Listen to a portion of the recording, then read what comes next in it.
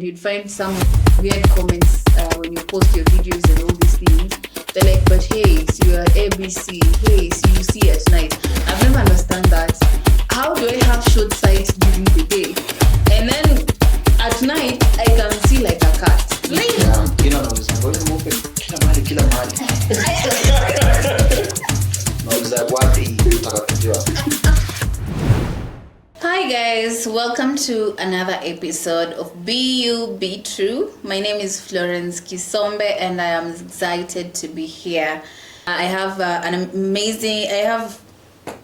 amazing people in the house who also have albinism, and we are going to have a conversation in regards to this.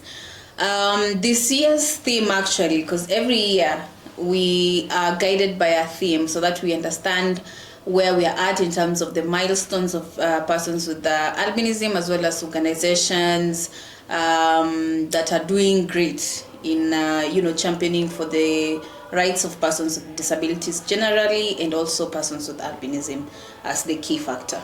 Okay, so for this year, the theme was demanding our rights, protect our skin, and preserve our lives. It's mouthful, but generally, just hey, persons with albinism, they do matter. They deserve anything and everything that makes their lives happy. And human rights is for everybody. All right.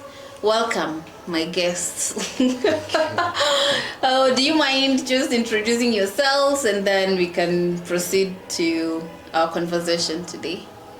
Sure. My name is Brian. Mm-hmm. I'm mostly involved in producing art through music, Mm-hmm. writing, performing, singing, and also communications. I'm so much into that. I would just say that more about me you'll know As through we the proceed. interview. Yeah. Jay, Yes. introduce yourself. So my name is Jairus Ongetta. I was the first Mr. Albinism Kenya. Mm-hmm. So I do things ranging from modeling and also poetry. So I'm a spoken word poet, and I've been doing an event called Test of My Skin, just to do things that are art related, but also championing and speaking around things that touch on albinism and just being different, using art that is spoken word poetry, mime, music, and dance. You were the first Mr. Albinism in Kenya? Okay, in the world actually, because Kenya was the first to do. You have something. Kenya was the first to do to hold a pageant. Yeah. And then afterwards, I think the other countries followed, South Africa and Malawi. Yeah, so we were the first ones. Oh, yeah. and who was Miss? Miss was Lois Lihanda. Oh, it was Lois. Yes. Yeah. Yeah. Hey man, you have so many things that you do. Yes. And now today, what I wanted us to discuss is, in our lives so far, right here, it's so many things that we've gone through, both positively and negatively, just by you being different. Okay, so I want us to talk about the things we learned the hard way, just as persons with albinism. All right, and it can come out even from your friends, from your family side, colleagues, and all that. These things that on your day to day you encounter, and then you're like, wait a minute, I need to come above that. Yeah.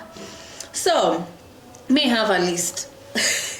And we're going to, I'll say what I'm thinking about that, and probably we can add into it.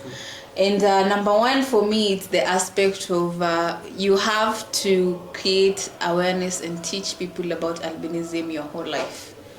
Literally, when you think, for example, you might say, okay, this group, I've already said what albinism is. I've created a bit of awareness about albinism. The next time you're meeting someone else, they're totally new. They have no idea what albinism is. They're just looking at you like, okay, so why are you white? You know, and you have to go back again. Albinism is whatever, it's non-contagious and all this. The next time you're doing the same thing. I don't know if it's something that you had to. For me, I had to learn it the hard way, because you can't just sit down and assume that everyone is knowledgeable about albinism. Do you think it's something that bothers you, or is it something that you had to grow up, just pick it up, adjust, and say, you know what, I'll be that voice of advocacy and awareness all through? What do you think, Brian? First of all, when you're born, you just start growing like within that area you're born in. Now, growing up, I think I wasn't really cognizant with me being me and others being them, like me being different, right? It's until somewhere in somewhere in class 4, 5. That's like 11 to 12 years.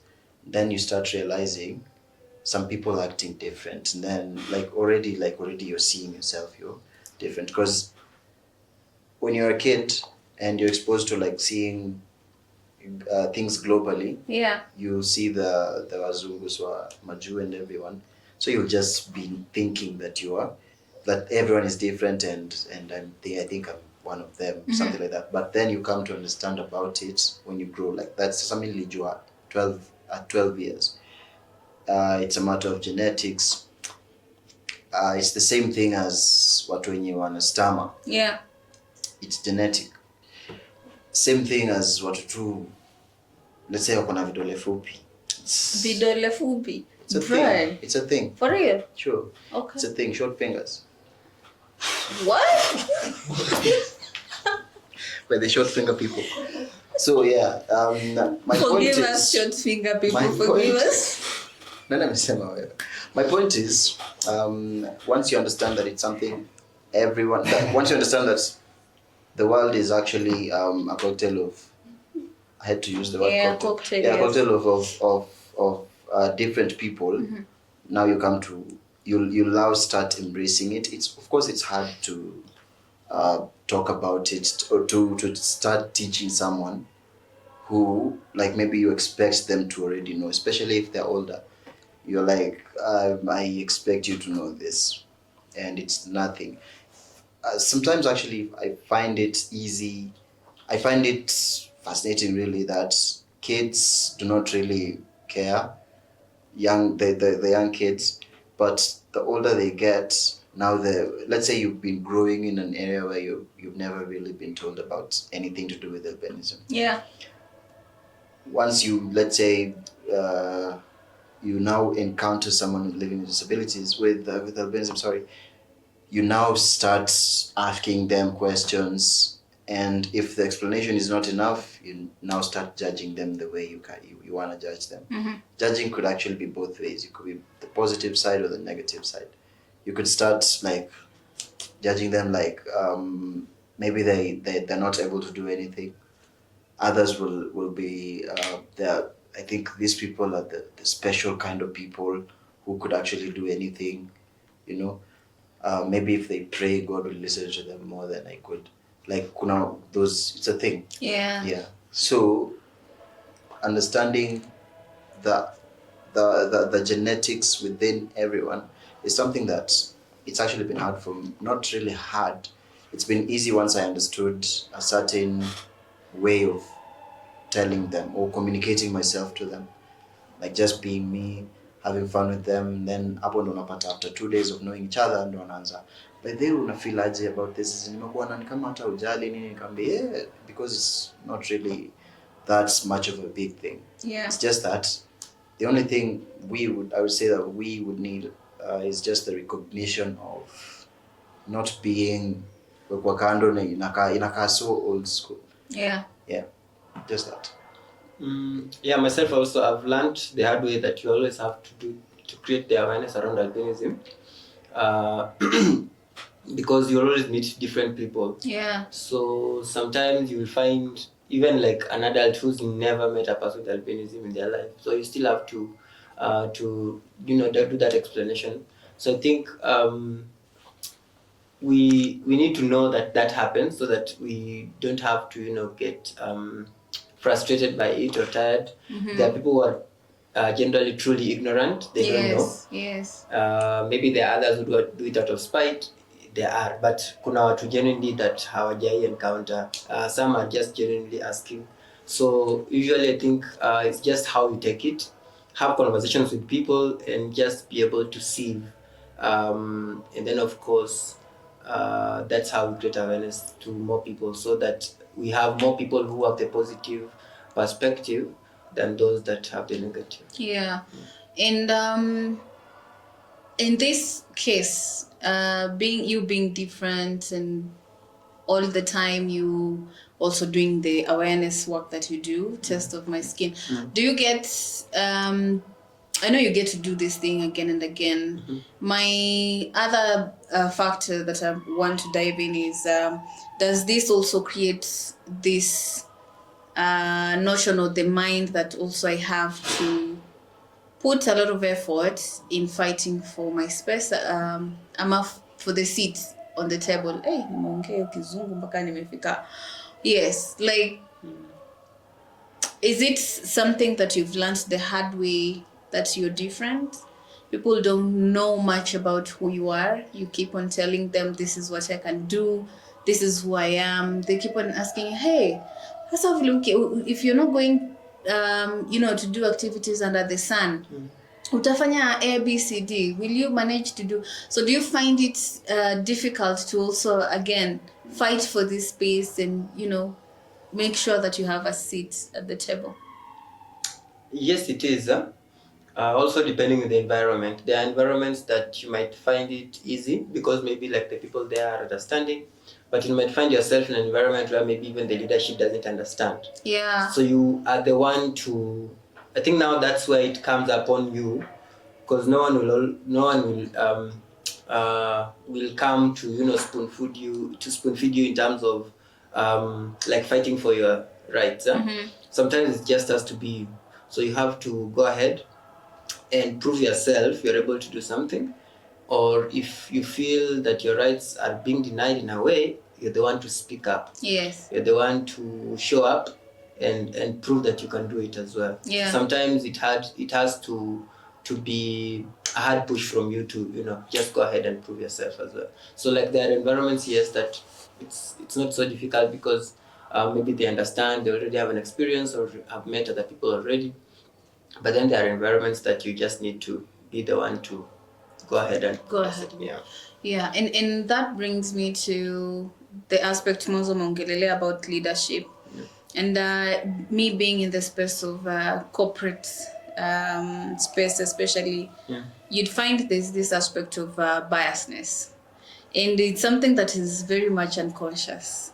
You'd find someone, they're well educated, yes, but there's simple biases that, they see you, they literally just remove the work and give someone else because they have an automatic sort of information that they have in their background that you cannot do it.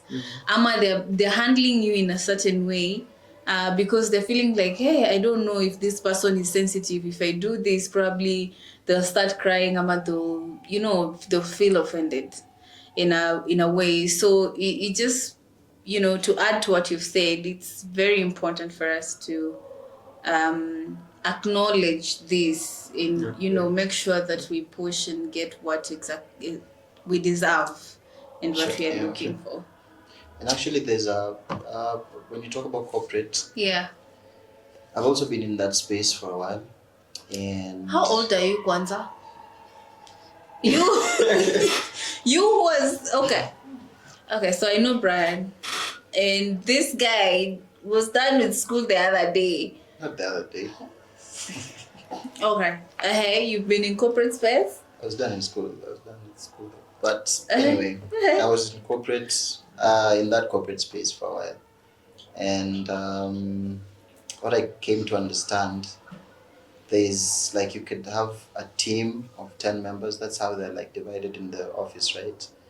10 members, this is a team, you have a team leader, and the team leader has a supervisor. Now, when it comes to allocation of work, everyone has their own task to do, right? Daily. But when it comes to the team leader is not in, and that team was actually like it was a new team of new recruits who have never really have ever been in that industry of work. And I was kind of the oldest when it comes to that space. But the job for the team leader was given to someone else with less experience, with less skills. If they're watching this, no offense, but they the supervisor saw me. The team leader handpicked me actually and said, "Yo, tomorrow I won't be in. I'm going on leave for like a whole week. You'll stand in." Nikasema sawa. But when I started, like that day, the first day, just being there doing team leader work, sending reports, trying to motivate others, giving everyone sweets, things like that. Kweli corporate wanapenda na sweet. Nikafanya hivyo, nikianza tu hata tuko 2 hours into the job of the day. Then the supervisor like saw me up, and it was a boardroom like glass walls, so they could see through. And then he was like, "Okay, Brandon a lead na let him nini, wacha nitaita mtu mwingine, another from a different team mwenye amekuwa pia anajua akuja saidi yao," without knowing kama nimewahi kuwa na experience hapo nini, whether alikuwa mine or anywhere else within that office or not, ya kutaka kujua about that. Aliniona tu akasema zi.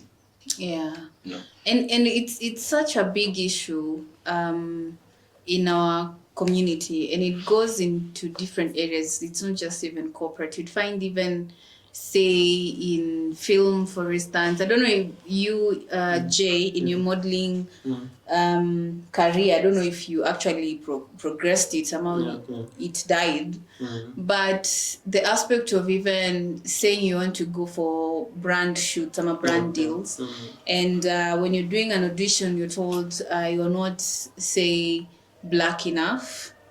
They want like dark skinned kinda, and you're already black. Like, it's that struggle if you're white at the same time you are an African.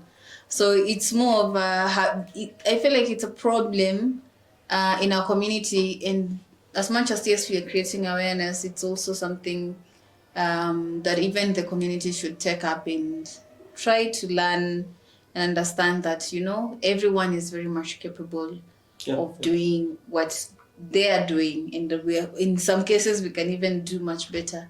That's true. Because what happens is, for my case, the environments I've been in in the modeling space, in the film, in poetry, so you'll find you'll have to wait for a role. For example, if it's acting, that represents the minority group. You see, like for example, if it's an advert and they want to a representation, now they will consider you, but not like a general role. So sometimes that is usually an issue, because you don't always have to wait for like a representation of albinism or a representation of disability for an artist to be represented in that space. So for example, if it's poetry, for example, you can be called for an event that maybe advocates for things to do with disability, but not just a general event. May organize ICC way to perform. So I think we need to get beyond that, beyond what we are doing, beyond the awareness and all, beyond me being beyond like me having albinism. I'm an artist, I'm an athlete, I do these things. This is like me as a human being, beyond the albinism. So sometimes I think people consider this other side more and forget that beyond that you're human first. You can do all these other things even beyond the albinism. So I think that is usually the challenge. And to add on that, even when it comes to interviews, you'd find like any other day when we're talking about politics or we're talking about beauty, you won't find a person with any kind of a disability doing that, unless it's probably Isaac Maura or Crystal, the lady. who they'll be called because they're in the political space. But in most cases, you'd find that the day it's International Disability Day, like any other celebration over any kind of a disability, it's when now you'd find a person with that kind of a disability being called to talk more about that space. And any other aspect of life, we're not there. That already shows classification. Like yes. You're really classified as in this kind of things, not this. Yeah. So it can be a bit challenging, even when it comes to, even if you're told today, Jay, come to talk about art, you'll be told to talk about art, but in Albinism way. Yes, in the space of persons with disabilities, and not generally what's your voice and what's your contribution in the space of art. Yeah. So I think that one, the next one that I would give us so that we talk more about it is the aspect of the school systems and the struggle that we go through, and especially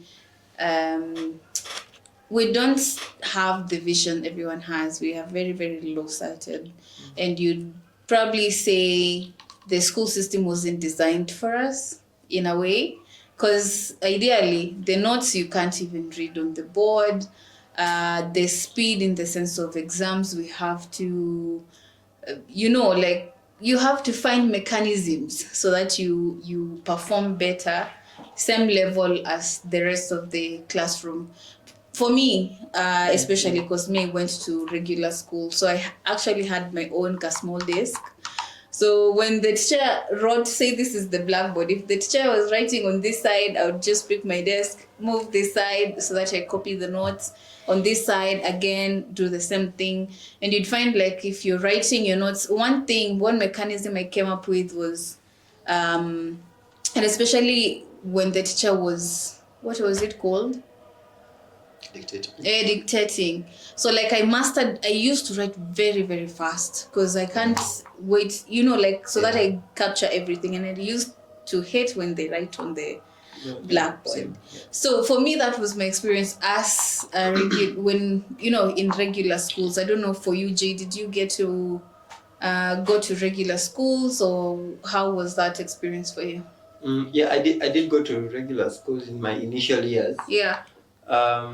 So it was a challenge, basically, like what you're saying about, like, I could not see the board well.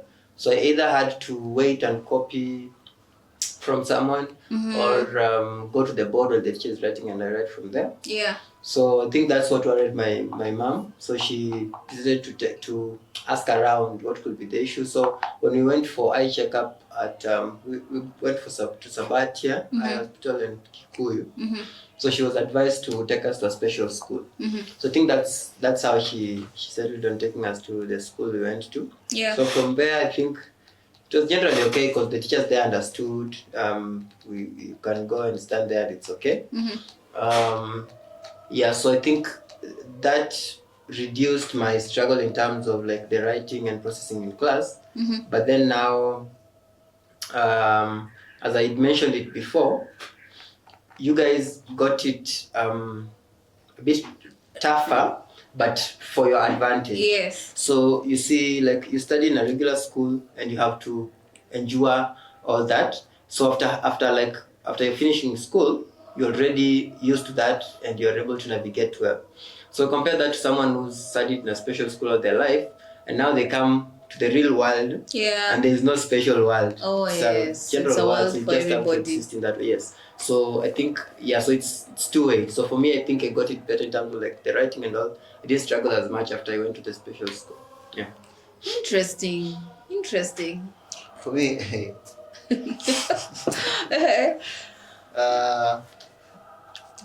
growing, I feel kind of growing up, sana, but we grew up.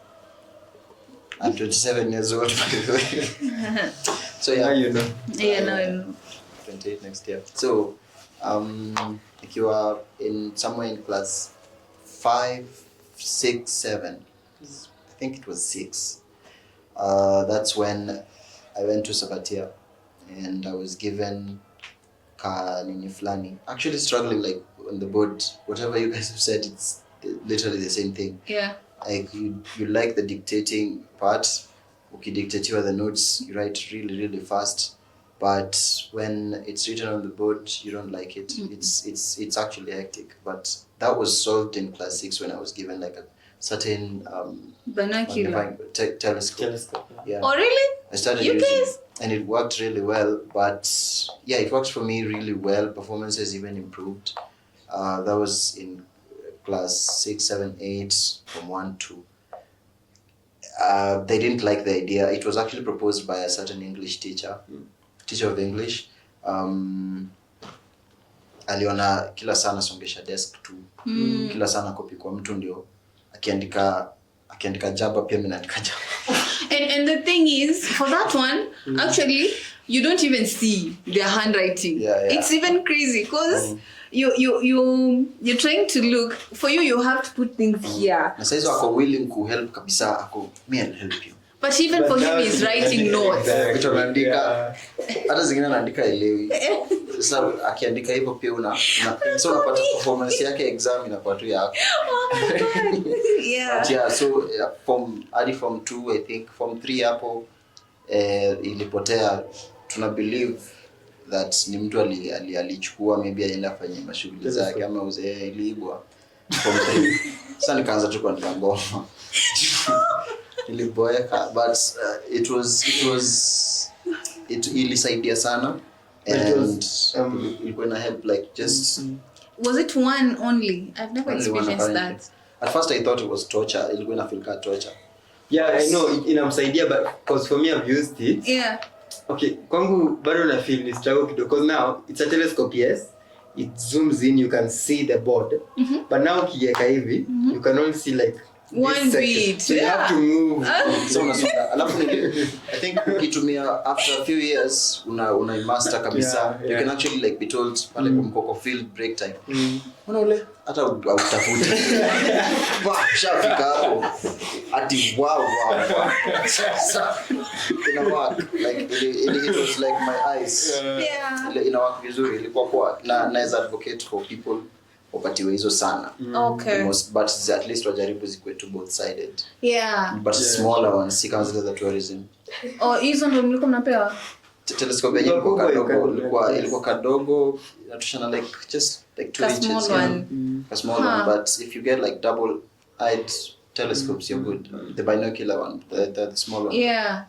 Amazing. I would like to experience that. It's really. fun. It's fun. Yeah. But I think also the aspect of feeling embarrassed came in, especially if you move the yako hivi, like you're feeling like somehow you're not, why are you not the same as everybody else? Imagine watu wamekaa tu alafu unaanza kusonga. Like Nenda wapi? But it's crazy. Tunaenda wapi? Unaenda kuangalia notes. And then you have to be fast also, no body sifutwe because it's a struggle. Lazima afute akuje hii side ingine. Yeah. Oh my god, you guys are crazy. And now that I'll take this to Brian, in this school system, did you ever experience bullying? No. I was loved by like watu wengi. So bully akinichukia, an enemy of your enemy is my enemy. So but hakukuwa na hiyo sana. Okay, when it comes to like talking something maybe umeniboma nini. Nitaanza tu kuchongoa. Yeah. Na kwanza nitakuchongoa alafu nikwambie najua kenye unataka kusema about mimi. So unataka kusema hivi na hivi. Sasa nishamblock and then nasonga. Yeah, so but bullying, not really. Yeah. I think that setup of you're the only different kid and everyone is melanated just gave me first and foremost, me loved attention when I was young. So me, I used to enjoy when everyone was like, I'm so cool. So I was like, I'm the different child here. Yeah. But also that gave me another side of me. I was very outspoken. So no one used to be like, okay, jaribu kuni bully, now me I go above you. I become the bully of you. And ukinishinda, like I knew somehow I have the leverage of I'm different. So if I go complain to the teacher, I report you, you're the one who will receive the beating. Yeah. So somehow that gave me that aspect of I am powerful, and yeah. So but bullying, ukisha grow, it's kind of different. It's more emotional. it is Like kama according to unaona tu venye tu maybe kama unapanda mat makanga venye amekutreat ama kuna wasabike. Kuna msee mwingine nilikuwa naenda job jioni akaniita, "Hi, come, I'll carry you." Nikafika, kaambia niaje, akasema I'm very very well. Where you going? Naenda Topa hivi Garden City. Sema okay, I'll take you. So let me nini. So unapata mimi namuongelesha Kiswahili. anaongea kizungu. Anajibu na kizungu mingi mpaka na feel uncomfortable. Okay. Na feel bro, like chill. tuongee kitu kingine. Okay. Kama tunyamaze. Yeah. I think kwa mkubwa kuna two experiences different than too. kwa mtoto. So Yeah. I have this scenario of just si kitambo, like niko adult, niko natoka KU going to Tao. So like this lofa nini Makonda alikuwa like the gari was empty, but ana believe nikiingia hiyo gari wa kwanza wasi watajaa. So niambia mzee ingia tu hata ukitaka sita kulipisha. That's the most weird thing I've ever seen. It's more of ni either ni achukue pesa yangu kwa kwanza, pesa yake ita shine the entire day. Exactly. And nilinapenia niliingia kwa mats nikakaa wa kwanza hapo mbele ya dere. Alafu nasikia huyo makanga anamuongelesha. Sijui leo nasa itakuwa tu siku poa. It's amazing. So that yeah. So it brings us to this aspect of people. Do you ever encounter people thinking that you're a myth or a curse in a way? And how have you dealt with that? I've never really encountered anyone thinking it's a myth or anything. Yeah. But I've just heard stories about others who have experienced something like that. I have experienced that a bit, and it was a funny kind of experience in uni, where so uni, it's different. A cocktail of people, different people are there from different communities, and I had these friends from the western side who had these beliefs that probably I could see at night. So they were actually observing me to see if at night when we go to dark places with a boy. What are you looking for?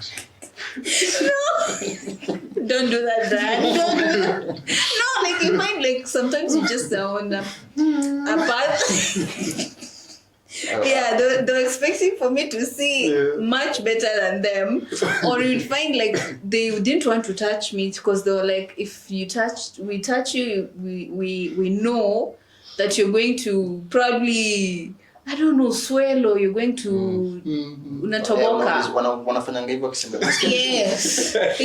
Like ukifanya hivyo unasema unasikia uchungu. Like those kind of things. But it's soft. Sitararuka.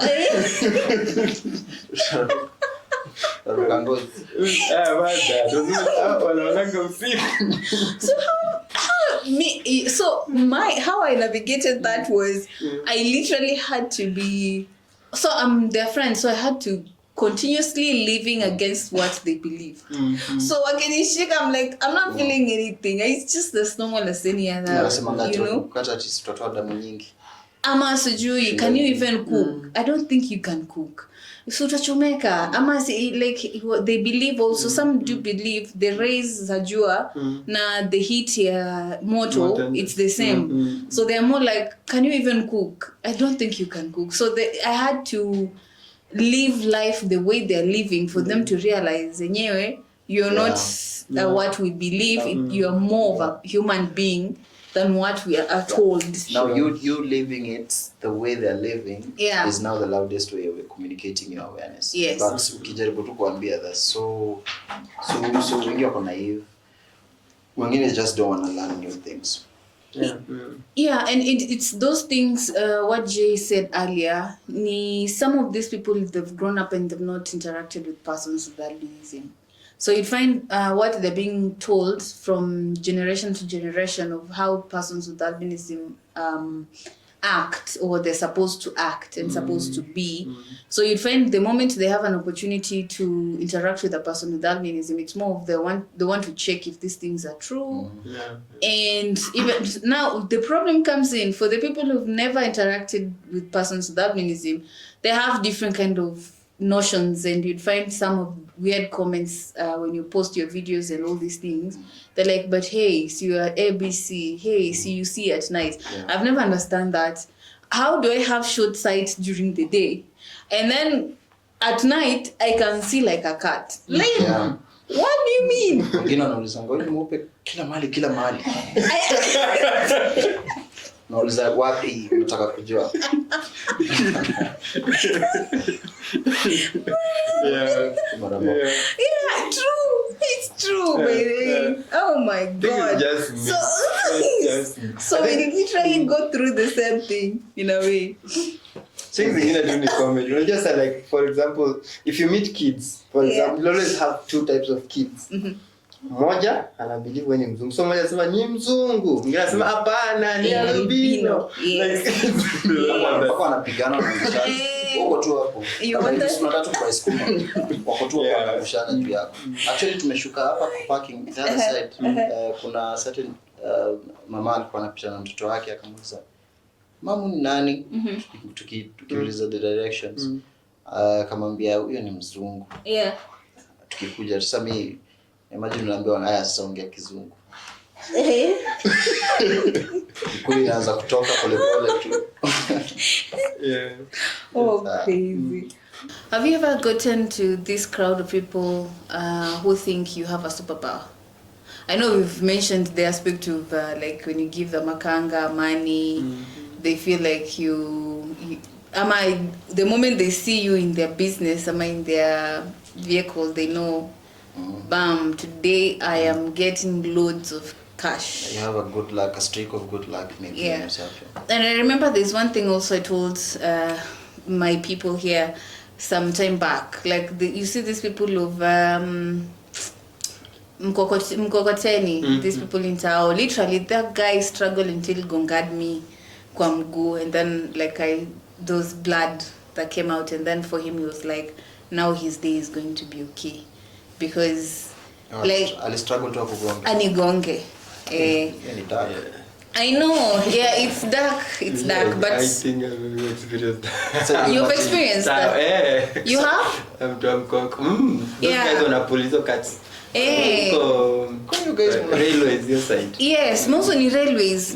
Gosh, I thought it was just me. Na kugonga ki believe like kwa kichwa yake, now I'm going to get loads of money. Like for that day. Yes. Now what if ambiwe okay, kama anaamini hivyo just for a day. Kama anaamini hivyo just for a day. Inamaanisha how hebu jaribu kufikiria what they could do if they are told you can actually get money for a whole month. A whole year. That could actually do us. So it brings us to there's more awareness that needs to be done, because it's not funny. It's not funny because it means if they get a chance to do anything evil, they can go for it. So that's so that and please, we don't have superpower. I'm looking for money here as well. Okay? Economy in buy. We're here with the the economy together. So let's put in work together, and you better like and subscribe and share this video so that we get the money. All right? Okay, so another thing I had to learn the hard way for me was sunscreen is not a luxury. Sunscreen, and especially the reason why I'm saying that, when I was young, and I was never that serious with it. I used to just do Nile. My mom used to be like, Florence, make sure you have sunscreen on. But now for me it was really, you're just playing around. And then right now when I'm grown, I realized there's a totally big difference between SPF 30, SPF 50, there's even SPF 100. 60 and all that. And it's very crucial for you to have sunscreen on. And miwani for you, Jay. See, I gave you my story about miwani. What was the story? What was this? What? No, like So this is the thing. Okay, the fact is, like, people with albinism have different eye levels. Yes. So maybe like the way I'm seeing is not the way you're seeing. Yeah. Evo. So recently I discovered there's one of us. What is eye level? Like, okay, like I think strength. it's melanin, the level of melanin inside of us. I don't know, but I think like, but the vision is different in terms of like the strength. Yeah. So recently, as I was saying, I discovered one of us anaona 100%, long distance. No, yes. not 100%. Oh. Like the way for us we are short-sighted. Yeah, ako long-sighted. Interesting. Like the things that go close in your mbali anaona. So I've never known that in happen na those with albinism. Yeah. Anyway, now to me, the reason I don't put on spectacles as much. Niko na spectacles, niko na miwani ya doki, and I have shades. So I usually carry them zote. But I use the spectacles when I'm using my laptop or something like that. Yeah. I'm like on low light. And then The shed. the shades when I'm in the sunlight when it goes heavy. So mostly I don't put them on kuzoea kwa sababu when I have them on, the difference for me is very minimal. Yeah. Now people don't understand this.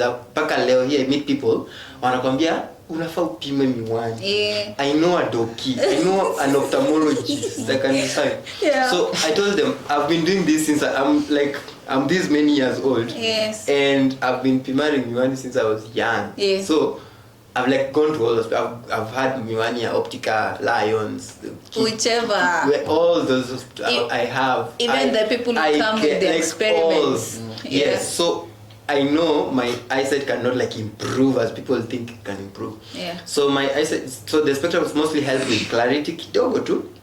And then now the fact that ziko photochromatic, they can, you know, when there's a lot of sun, they can become a bit darker, hivo too. So that's why. So I don't like them as much. So since as inside D sana, the difference is very small. Yeah. So if you feel the eyes, I'm straining like in the sun, then I have the shades. Yes. I might put them on when I'm using like a laptop because of the protection to the light. Yeah. Yeah. And they to me one you know. Acha story.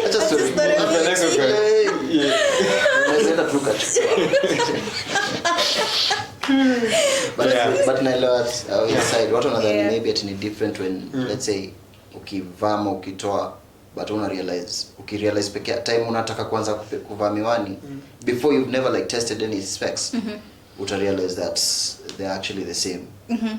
But me nilianza kutumia miwani like at a young age, so like I need them, but yes, not so much, so he doesn't need them as much. So saya kianza at a Me, I started. and it's not it's not really just for albinism peke yake. Yeah. Anyone outside who is short-sighted, the minute they start using spectacles, now they're dependent to them. Yes. Yeah, but it's said to not advocate for anyone to not reject spectacles. Yeah.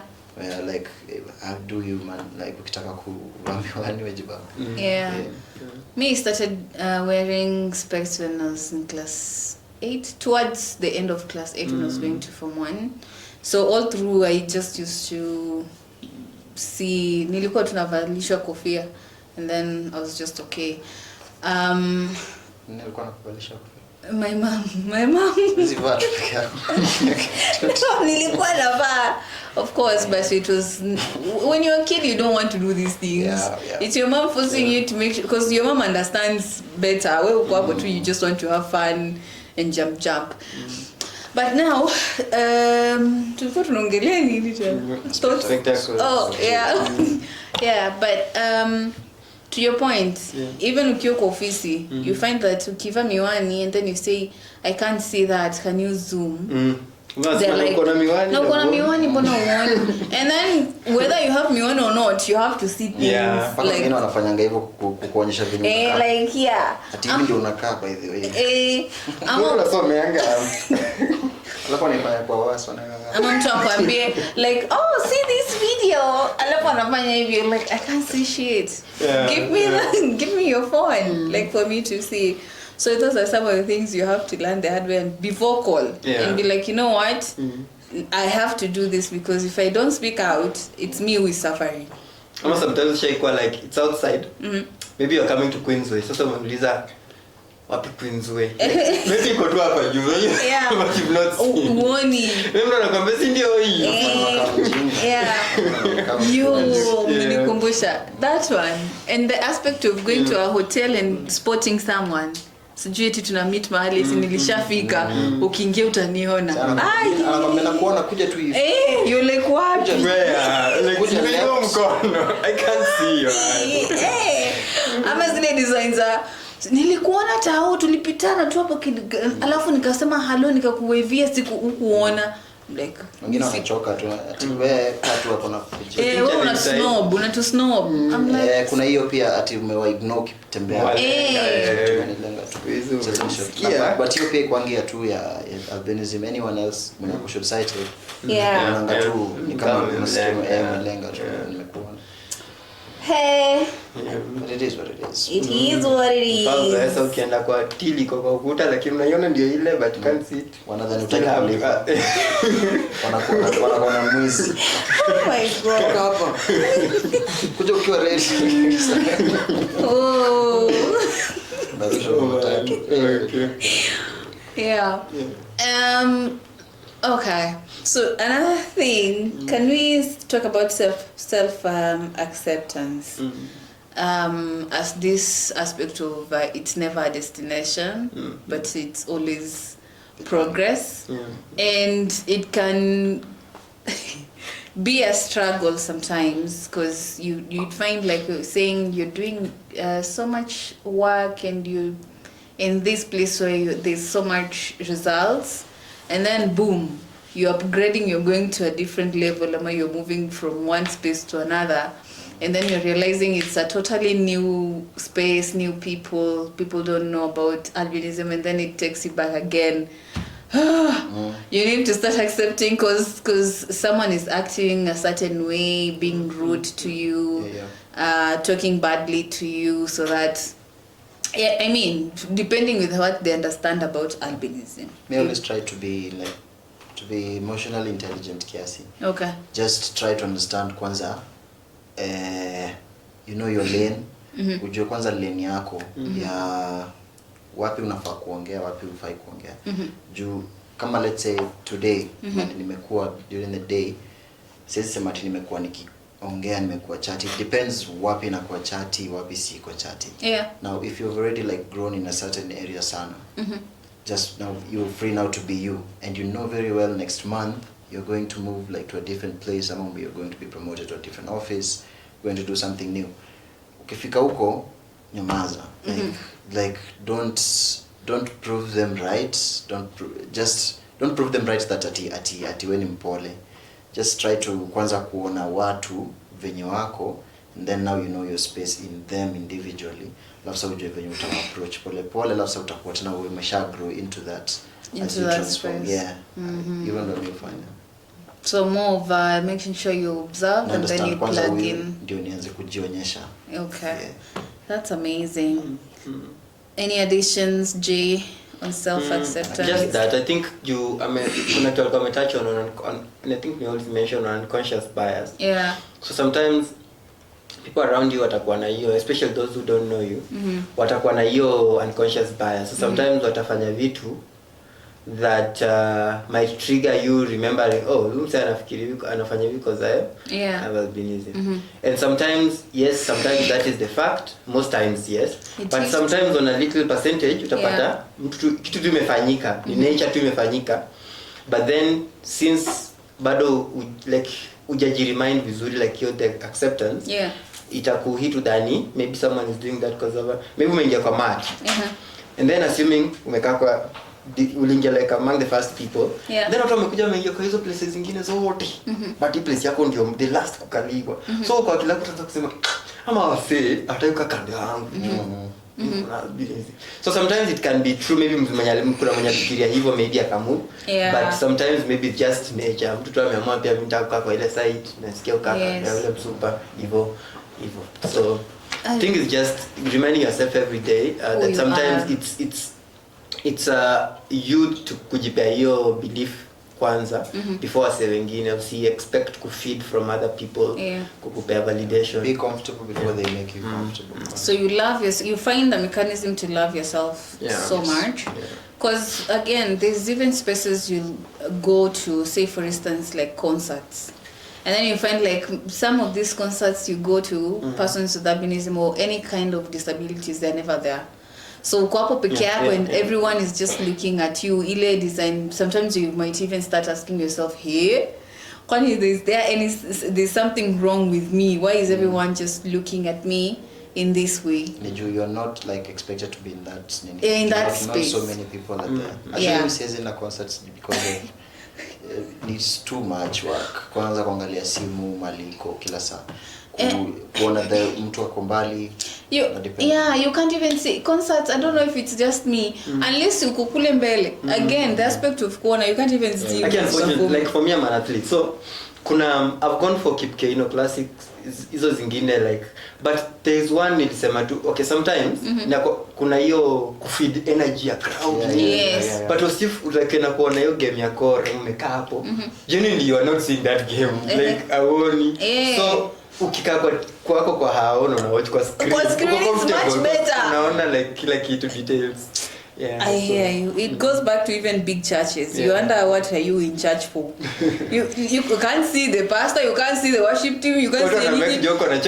Unashaka alafu screens zimewekwa ati ndo music watu wanasoma. Uoni? Unashangaa what is this? Kwanza wale mapastors wana explaining kitu kila straight actions. You can see. So watu watakwambia baadaye. Watu wanaambia wa dance. Mwanzo hiyo design ya watu worship wanaonyesha dance unaangalia mnakwenda akifanya vibaya unafanya mwana dance unakaa wow kanda yako vile anafanya vibaya ndio unafanya. I know hata sijajeti kuna hiyo stuff ya read like mnasoma word you can see mnasoma it screen by the kuna screens but the font I want you to so like it's crazy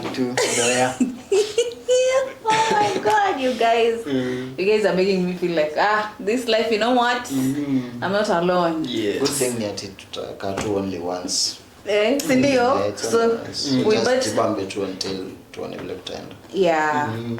Again, the aspect of not everyone staring at you is curious. There are people who just want to stare at you, and then the moment they understand you're albino, because again, they're expecting for you to have like something on your skin. They'll be like, hey, is skin yako mbona inakaa hivi? Like, so they're expecting, there are those who admire. They'll be like, oh, you're looking good, I love your skin, how you maintain yourself. Mwingine ako mockery, they just want to understand you're albino, and then they now rain the insults. But pia kuna hawa wenye wana admire na wanakumeka uncomfortable pia. They can admire too much mpaka unashindwa. No, don't do it. And I insist to, like me, I would want to have that skin. Can I come and have that skin today? Yeah. Like, I wish it was possible. Nakwambia, no me want. How do we encounter? So you think that's when nyinyi mnakutana mtatu huwa mnasema nini? Nyinyi mnataka mnagonga na mkokoteni at least mimi niko na wenye wana admire. Na over admire. Well, yours is crazy. So it's for you to actually distinguish, you know what? You have to understand who, like the level of admiration, you're like a supporter, like cut it, like Cindy, have you ever experienced that these moments where someone is insulting you and you had to respond back? Yes. Cindy? So many times. Well, jana zanema mimi nitaingilia mpaka viatu umevaa. Mimi have had hata wenye wananisengenya like in a like a dialect, but then is ski, but nasikia kila kitu, but But I always You try just to let it be. when you're insulting them like inakuwa friendly. Mpaka sana anaanza kuona okay. So alafu okay, most like 99% of the time tumeingia into that. Mostly nakutana na watu kama let's say kama we're outside tuna shout. Okay. Yeah, it's a weekend tuna shout nje. Mtu anakuja sijui nini just like have a conversation with them, alafu akianza kukua sijui aje pia mimi na sasa analeta dad jokes zake pia mimi na zangu hapo nini, alafu anaanza kwa personal pia mimi naingia personal nini. Sasa inakuwa na ni total stranger, but it's una educate in a way like without knowing. Yeah, true. Great. This is amazing. I'm loving the conversation. One last thing that I think I had to learn the hard way as a person with albinism, and I think you guys can give me your intel on this, is that love and dating comes with extra layers. I don't know. Me as a woman with albinism, you'd find like some men would come with probably fetish in a way.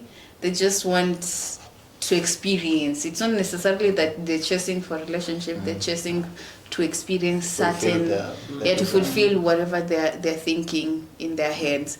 And sometimes even the layering of love and dating would be, say, yes, you get someone who loves you, but their family and, where they come from, it's more, they don't believe that you should, they don't want anything to do with a person with albinism or a person with any kind of a disability. So it's an issue altogether. So now it's more of umebakishwa tu peke yako. The guy likes you, yes, but there's no way you can go above that because now there's a lot of barriers. I don't know if you guys have experienced. For me, haijakuwa sija encounter vitu kama hizo sana really. Yeah. Watu wa fetish, but pia siwezi jua. But before you start, before okay, normally I never put myself out there for someone. Not because that I don't like them. I might like you, but I won't really approach you in that way. Like nitaka approach to car based and everything. Alafu sasa vibe inaanzanga tu later pole. Okay. Like after the conversations and everything, after nimeshajua that you're fully aware of who I am, ndio sasa ndakuwa comfortable. Okay. Yeah, ama hata huku kama nini itakubali. But I think all the relationships nimekuwa nazo, niko Nairobi msini judge. All the relationships nimekuwa nazo zimekuwa interesting from the first one. Juu imekuwa tu like imekuwa very flawless, no judgments, nothing, no attitude nini. Hata we make jokes about me, I make jokes about her legs, like tuna make two jokes around everything. Her legs? Maybe kind of fupi, it's a thing. Okay. Short fit syndrome. Okay. Yes. I think you like short fingers, short legs people. It's a thing. It is a thing, but you are very insisting of that. But hizo the relationships zimekuwa ziko flawless. Oh my God. Zimekuwa tu sawa. Wow. Okay. And for when we're talking about fetish, sometimes even someone understands very well what albinism is. They understand what you know, but they have this imagination in their head. It's most of can even be a fantasy that they want to fulfill. You know, so and mostly I find it in men in a way. Like you'd find like they just want a specific thing, and then just for them to feel like finally I got to date a girl with albinism. Nishaipita ikoinange kama jioni. Then over here too. This is just off the record. Yeah. Over here tu mtu anasema kwa msichana kwa mdema mademo hapo nje. Sijeti ona huyo nataka tu nikipata ati nyam mpaka ka describe. Mpaka mwenyewe na feel oppressed. Sexual harassment. Sexual harassment. Ati nyam. What is nyam? Nikimpata. Oh, sorry. Jay, do you have any additions to that? Yeah, I can't match that. Oh my God. I think me and Brian, I think I've No, in terms of my relationships, Yeah. I don't think there is one as a sema either before or after Takailisha. I felt ilikuwa because of my albinism. Unless pia sijui, maybe sijui. But I think for me, my personality doesn't allow me to just be close to anyone. Lazima ikuwe mtu to be born in a certain type of way, Yeah. which is much deeper than just kuongea tu. Okay. So I think that helps because now by the time inafika that level, it's easier you'll always find people that wanakuelewa, that love you for who you are. Yes. Hivyo tu. So I think that's what I can say. Sijai maybe zile random too. I've had how nyasema random, but like in terms of like the people I've had in my life, then I've experienced that directly. Good. Maybe our fetish, our social media Fetish ni maybe. mbaya, Jakisha fulfill a main step. Yeah. Huh, that is good. And then most times I think for us the difference na mimi sisi na wewe maybe inaweza kuwa ni sisi we are men, so Yeah, at least most times tutapata but maybe si ndio utasupport mtu, si ndio utajaribu ku make the effort nini. Yeah. But there's a certain chile alikuwa with albinism. I think it was maybe, I don't know, sijai encounter na yeye, sijaongea na yeye. It's a certain area tu, mali nilikuwa na Tattoo City. There's a place like we were going, tulikuwa tunapenda kwenda hapo kushout. So when we were there, like here alikuwa so chatty sana, anaongea mpaka na mtoto yote random nini. That doesn't have anything to do with albinism. It's just that your personality iko intriguing to like in a negative way. Yeah. Like inafanya tu mtu ana feel sijui aje. So sometimes it's also about your personality. Just sasa unapata personality ya huyu. Has nothing to do with albinism, but sasa watu wataiongezea yako juu because of how you're acting towards like around them. Yeah. If you're too much, pia watu sasa wanaanza kuingiza hiyo ni kama tu watu wafupi wakinaona wanakama even shorter. Actually. What do you have with short people? I don't know. Oh, you like them? No.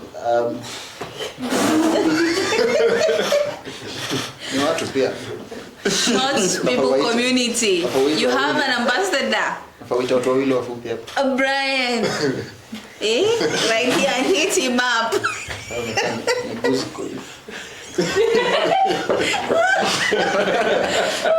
Wanajibu maswali. Are you talking to people? You need to stop it, okay? Wanajibu maswali. So I was encounter for me. Wow. Yeah. I think this is such a great conversation, and not just us, we can relate to this, but even other persons with albinism can very much relate to what we've gone through. And if you have any additions, please just add them so that, like we continue educating other people. Sure. And even to the point of, you'd find, for instance, even something that we've learned the hard way probably is, but I think like right now it's much better, and this is the medical systems.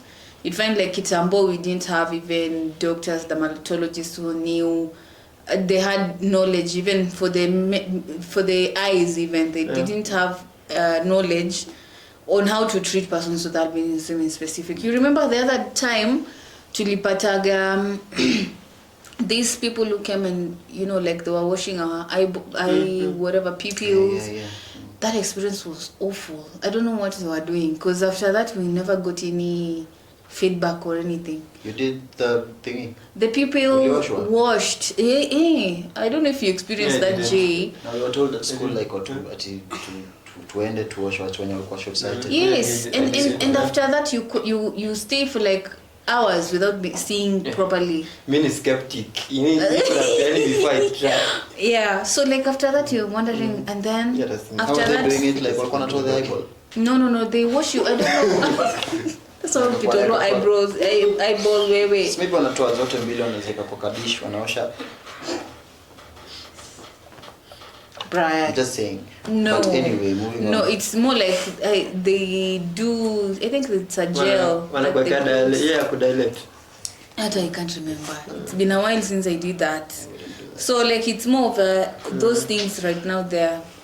We're even knowledgeable, even ourselves. When we go to the hospital, we know exactly what we want. If we are going to see a dermatologist, you're very specific. You're like, I've used this sunscreen, this is what I want, I need my skin checked, I need supplements, I need A, B, C, D, those kind of things. Yeah, so I think my points here, they're done. I think we've exhausted those. One thing also probably we can clarify is this thing of people assuming that simply because you are different, there's this aspect of they feel like you are more privileged. In a sense, like it's more of you can access things. People have empathy and sympathy towards you, so they don't even give you the sympathy or empathy, and then you end up suffering. Yeah. Well, others think that you're actually automatically supposed to be smart until you talk something dumb nje. Ndio watu wanaanza kurealize, wa. Msikizo vitu amesema mbele yetu. Amesema nini? Amesema sijui nini. Sasa unaongelelewa just because you're albinism unadhani you were supposed to like answer things correctly. You're supposed to, I don't know, like unafaa kuona jua hizi vitu just because, I don't know, maybe you have access to things, privilege and everything. Yeah. And another aspect is they automatically think it's either you've suffered so much in life, you need sort of some therapy. And if you don't have, if you have confidence, they always wonder, why do you have so much confidence? Like they always feel, and you're like, you're confident, you're speaking out, you doing your thing. They're like, I love how confident you are. Like it's more like you're not supposed to be confident in whatever way. Yeah. Have you experienced that? Me, I have. You wonder, because I think maybe for them, their perspective of we should be different. Yes. So what is this version I'm seeing? Yeah. So it's amazing. So and let's keep on. According to venye wana kutreat saizo, like I don't know, wana ni kama maybe ana feel. Feel mtu anataka tu kukuwa around we because of your confidence. Yes. But tena iko ina drain tena your energy juu kila saa unafaa umeshinda tu entertain na energy yako na confidence yako na iko draining. Yeah, there are those people. Yeah, but the people yenye mimi unibosana the most ni yo ya sympathy. Hakuna kwa unakuwa sympathized by mtu mwenye akona mguu moja na haezi tembea, but yeye anaona wewe uko worse than yeye. In real sense, the only thing you are different ni just the skin. Yeah. Nienda nafaa kukuana. Like you all have levels to, I mean, it's different kind of disabilities. Yeah, it's different. So there's no, in a certain point, that someone should think you're better than the other. So we all have different kind of disabilities. We experience, we have different experiences, and at the end of the day, the community and the spaces, different environments should be very much inclusive for us to, co-create, for us to and actually coexist. And also, like, if let's say you're out there and you have a different kind of disability, maybe you have like I don't know, like any other disability, totally blind and you're just normal, not with albinism, you can actually pick some of these experiences. I'm so sure that so many people would actually relate with whatever we're talking about. So anything that might help, run with it. Come on, Jay. Jay? One more thing I think to close, as we're closing, I'll urge persons with albinism and all of us in this disability community. One time, for me, when you're in this cocoon of yours of albinism, you keep on thinking, hey, persons with albinism go through a lot. And it's true, like we go through a lot. I mean, kids are born and families are separating simply because they have a kid with albinism. School is difficult for children with albinism and all these things. But take a moment and also attend different events for different persons, different kind of disabilities.